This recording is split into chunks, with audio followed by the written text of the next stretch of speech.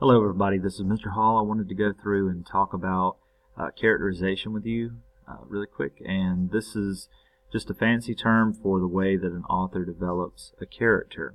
So please just follow along and take notes as we go, and this should help you to understand how authors use characterization, and it will help you for questions that you will see about the short story that we just read, as well as in the future you will see this again.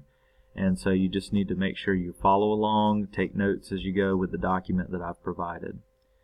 Okay, first of all, we have characterization, and all it is the process that an author uses to develop a character. Okay, so this can be done through a variety of different methods, and we're going to talk about some of those methods here in this video.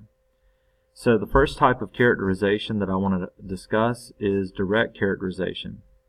So this type involves the author just telling us about the personality traits of a character. So it's just very straightforward. It's usually used for minor characters, but it can be used as well for major characters. But this is typically where the author just wants to cut straight to the point and give you a very direct characterization.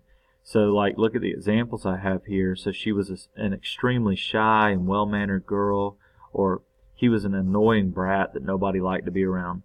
So those would be very short and to the point, and they would let us know immediately what those characters are like. So this can be helpful, especially with certain characters that may not be as important, but we need to know a little bit about them. Think about in the short story Everyday Use that you all read, you have the character who is mentioned. He doesn't really have a major or part at all, but John Thomas, Maggie's soon-to-be husband from Everyday Use. Mama basically says he has bad teeth but an approachable face. She calls them mossy and earnest, but the point is she makes a very quick reference of what he looks like, and that's about it. That's called direct characterization. Okay? So the next type is more involved. This is called indirect characterization. It's where the author uses a variety of information to help us to understand a character.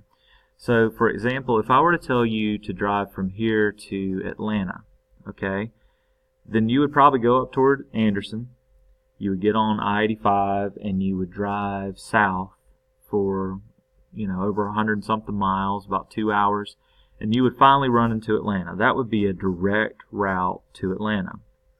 An indirect route would be if you went up toward North Carolina and then over toward Tennessee, maybe down through Chattanooga and back into Atlanta. That would be indirect. It would take a lot more time, and you would also get a lot more information on your drive. You would pass through several small towns, you would go on different roads, and so that would be a very indirect route, but you would get a lot more information. So that's just an analogy for what this is like. Indirect characterization takes more time, and it involves more information. So look right here at the different methods that the author uses to do this. We have speech, thoughts, effect on others, actions, and looks. A quick way to remember that, S-T-E-A-L, that spells steal, like if you steal a base. That's a good way to remember the different methods that an author uses to use indirect characterization. And the result is similar to a very long drive. It takes more time to get there, but you get a lot more information. This is typically used for your characters that are more significant. They are major characters. Okay?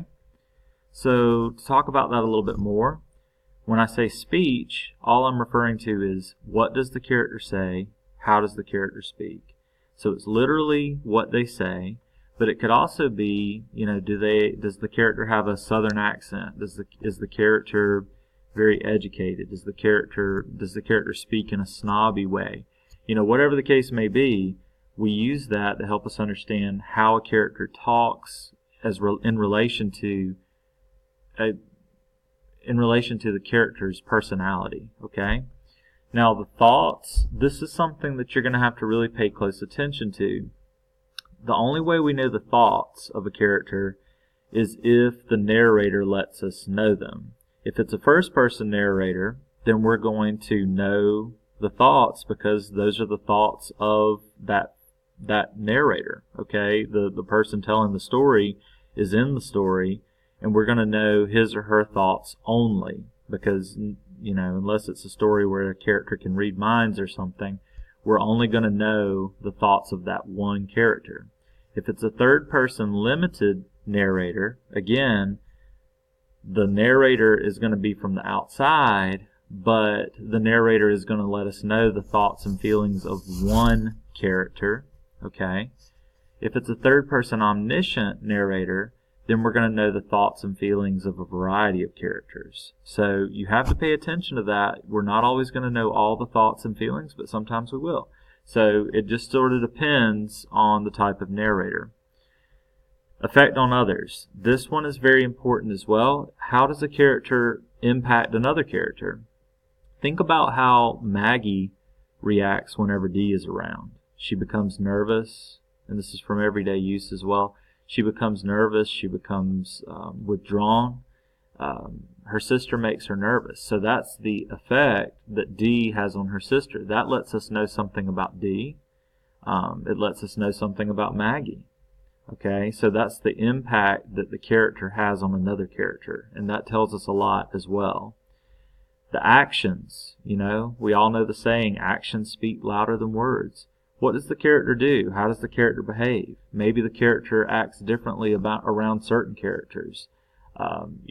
Maybe he or she becomes more nervous around a certain character, or more outgoing, or more, maybe they act a little bit strange, whatever the case may be, but also just the things that they do.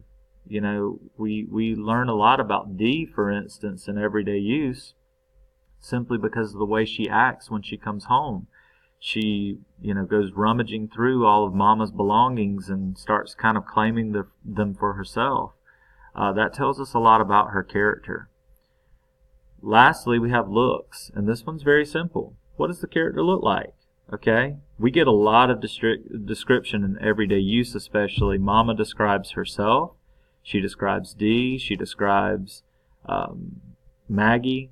She even describes Dee's significant other, Hakeem Barber. She describes him in great detail as well. But the whole point is she kind of goes into that, and it lets us know a lot. We judge people by looks a lot of times, and there's no difference with a character. Now, the different types of characters. We have dynamic characters. These are characters that undergo a dramatic internal change. This is when something occurs that causes them to change in some way. Okay? These tend to be major characters because we know what this character was like at the beginning, and then through development and through events that occur in the story, the plot, the character might change. Okay, that's dynamic. Give you an example here.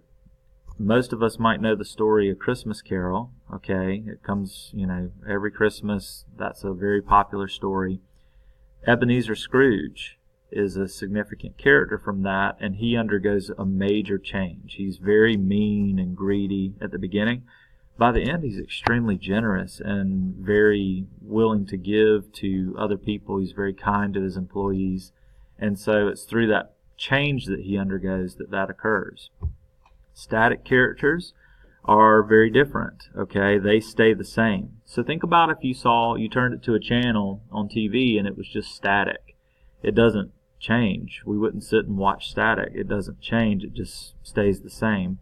Okay, so Cinderella's stepmother is a pretty good example of that. She's mean at the beginning of the story, and she's mean by the end of the story. She doesn't really go through any major changes. You think of a villain like the Joker from Batman.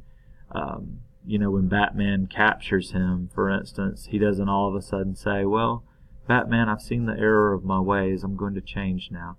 No. He stays the same, and that's what makes it kind of fun, is that he stays the same, all right, and continues being his way. But the point is, there are some characters who just will not change, all right? Round characters are different. They are, it's another type, I should say. They are complex. Now, a round character can be static or dynamic, so I don't want to confuse you there. But just like a round basketball, it has many different sides to it. It's all, it's well developed, okay? So these are typically going to be your major characters because the author's going to have to spend more time developing this person. Flat characters are just what they sound like. There's not a lot of development there. So you think about from everyday use, Hakeem a barber. We don't, Mama tells us what he looks like. He even says a couple of things, but we don't really get in depth with him. We don't get a backstory. We don't really understand, Mama doesn't even find out if he's actually married to Dee or just dating her. He's flat. We just don't get a lot of information about him. And so most of the time, flat characters are also static. Now, that said, static characters can be round as well. So don't get that confused. Now, dynamic characters would always be round, all right? Because, again, they have to be well developed. But flat characters, again, they're not well developed. All right? So let's just talk about these. I wanted to nail this down with you as well. You need to make sure that you understand these terms. We've talked about them before, but I wanted to make sure that they're nailed down, they're in your notes, and that you are comfortable with them. We have, of course, in our stories, a protagonist. Okay? This is going to be the main character of a book or a story. He or she ends up in a conflict because of the antagonist, and the audience typically identifies with this person the most. So think about Mama. She's the main character. She's narrating the story from everyday use, and she is so she would have to be the protagonist. She's the one that kind of promotes the plot. The plot goes forward. She progresses the plot. And so we also have characters that are known as character foils. All right? Now, this is a little bit more complicated. All right? A foil is a character who contrasts with another character, usually the protagonist, but not always. I'm going to explain that in a second, in order to highlight some particular qualities of the other character. So sometimes a foil is used to make a main character look even better. Okay? Now we're going to talk about that. It can kind of go both ways. But the example that I think of is Barney Fife, from the Andy Griffith Show. If you've never seen it, you need to do yourself a favor and watch Andy Griffith. But Barney Fife, he is a funny, likable character, but he makes a lot of mistakes. And what that does for us is it helps us to look at the main character, Andy Taylor, and say, man, he's got it together. He's calm and cool and collected. Meanwhile, Barney's doing things to kind of get himself in trouble, and then Andy kind of comes in and saves the day. And that's how the show works. Well, Barney is a foil to Andy, and he makes Andy look like a stronger character. Now, I want to talk about this last one here, but then I want to bring back in the whole thing about the foils again. An antagonist, on the other hand, is a character or a group of characters or institution, or it could be, even something else that is in conflict with the protagonist.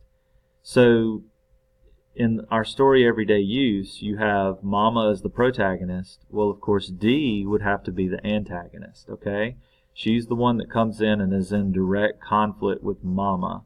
Mama has all of her ideals about, the way she lives her life. Dee is in conflict with those. Dee is opposed to Mama and her way of life in many ways. And so, an example, an easy one, and I keep referencing Batman because it's one that a lot of people know, the Joker from The Dark Knight. He's an antagonist to Batman. Now, I want to point this out. Not all antagonists are true villains. That has more to do with character motivation. So I wouldn't even say that Dee is a villain. A villain I typically think of as being like an evil person or is doing things for evil reasons. Dee is just in conflict with her mother. All right? Now, I wanted to say one more thing about the character foils, so I'm going to go back there. Sometimes they are foils for the main characters, but think about everyday use. Really, the contrasting characters would actually be Dee and Maggie. Maggie is everything, or Dee, I should say, is everything that Maggie is not, and vice versa. Maggie is not a very beautiful girl, but she's more so beautiful on the inside, whereas Dee is very beautiful and confident, but she's not so beautiful on the inside. So that's a definite foil example there that you could use. All right, so thank you for following along, and let me know if you have any questions.